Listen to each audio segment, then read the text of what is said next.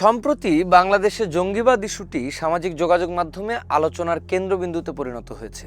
একদিকে আইন শৃঙ্খলা রক্ষাকারী বাহিনীর হামলার সতর্কতা, অন্যদিকে সাংবাদিক ও বিশ্লেষকদের বিভিন্ন দাবি এই আলোচনাকে নতুন মাত্রা দিয়েছে।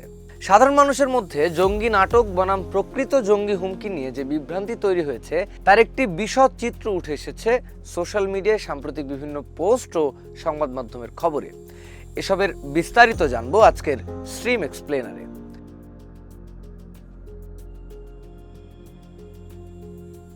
আল জাজিরার সাংবাদিক জুলকারনাইন সায়ের তার একটি সাম্প্রতিক ফেসবুক পোস্টে দেশে নতুন করে উগ্রবাদী নেটওয়ার্ক বিস্তারের দাবি করেছেন। তার দাবি অনুযায়ী ফাতাহ কমব্যাট সিস্টেম FCS নামের একটি সংগঠন মার্শাল আর্ট শেখানোর আড়ালে তরুণদের উগ্রবাদে উদ্বুদ্ধ করছে। সেই পোস্টে তিনি আরও দাবি করেন যে শাহ আমানত সাবির নামের এক ব্যক্তির নেতৃত্বে এই চক্রটি বিদেশি দাতব্য সংস্থার অর্থে তেহরিকে তালিবান পাকিস্তান TTP এর জন্য সদস্য সংগ্রহ করছে এবং বাংলাদেশে তেহরিকে তালিবান বাংলাদেশ গঠনের চেষ্টা চালাচ্ছে। তার দেওয়া তথ্য অনুযায়ী এই নেটওয়ার্কটি খুলনা, যশোর, চাঁদপুর সহ বিভিন্ন এলাকায় প্রকাশ্যে আত্মরক্ষার প্রশিক্ষণের আড়ালে টেলিগ্রামের মাধ্যমে আল কায়েদা ও TTPর মতাদর্শ প্রচার করছে। পরে বাছাই করা তরুণদের কিশোরগঞ্জের নিকলি, ছাতিরচরের মতো দুর্গম এলাকায় সশস্ত্র প্রশিক্ষণ দিয়ে আফগানিস্তানে পাঠানোর ব্যবস্থা করা হচ্ছে বলেও তিনি দাবি করেছেন। এই চক্রের সঙ্গে মোহাম্মদ মাহফুজুর রহমান, মোহাম্মদ হেমায়েত হোসেন সহ আরও কয়েকজনের সম্পৃক্ততার দাবিও তিনি করেছেন, যারা ভুয়া রেজিস্ট্রেশন করা মোবাইল নম্বর ব্যবহার করে তাদের কার্যক্রম চালাচ্ছে। গত 25 এপ্রিল পুলিশ সদর দপ্তর থেকে একটি বিশেষ সতর্কবার্তা জারি করা হয়েছে। ইশতিয়াক আহমেদ সানি নামের এক উগ্রবাদী সদস্যকে গ্রেফতারের পর পুলিশ জানিয়েছে চাকরিচ্যুত 2 সেনা সদস্যের সঙ্গে তার নিয়মিত যোগাযোগ রয়েছে।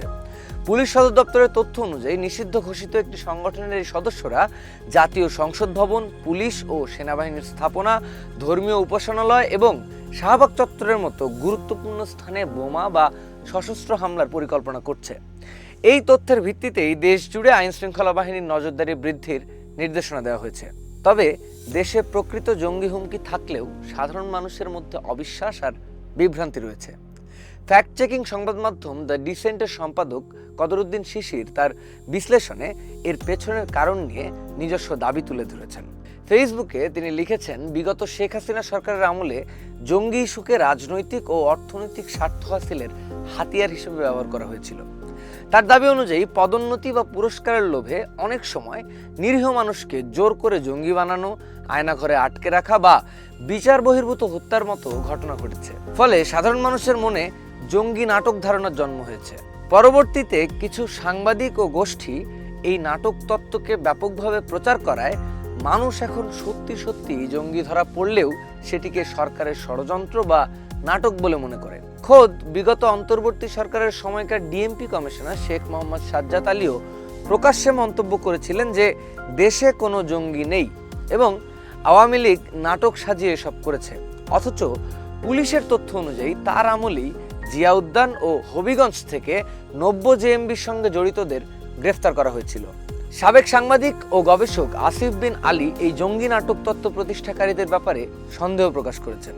ফেসবুকে তিনি লিখেছেন, 5 আগস্টের পর একটি নির্দিষ্ট নেক্সাস বা চক্র ঢাকা ক্যান্টনমেন্টের মসজিদ থেকে শুরু করে ঢাকা বিশ্ববিদ্যালয়, নর্থ সাউথ এবং ব্র্যাক বিশ্ববিদ্যালয়ের মতো জায়গায় আল কায়েদা ও দায়েশপন্থী নিউ JMB ঘরানার প্রচারকদের খুতবা দেওয়ার ব্যবস্থা করেছিল। এমনকি কিছু বিশ্ববিদ্যালয়ের শিক্ষক ফেসবুকে দায়েশের পতাকাও ব্যবহার করেছেন। আসিফ দাবি করেন, যারা সমাজে জঙ্গিদের ভিকটিম হিসেবে উপস্থাপন করে জঙ্গি নাটক প্রচারণা চালিয়েছিল তাদের অতীত ভূমিকা ও প্রোফাইল তদন্ত করা প্রয়োজন। সেই পোস্টে তিনি আরও মন্তব্য করেন, রাজনৈতিক দলের সঙ্গে সহাবস্থান সম্ভব হলেও যারা ধর্মকে ব্যবহার করে সাংবিধানিক রাষ্ট্র ধ্বংস করতে চায় সেই সব সন্ত্রাসীদের সঙ্গে কোনো সহাবস্থান হতে পারে না।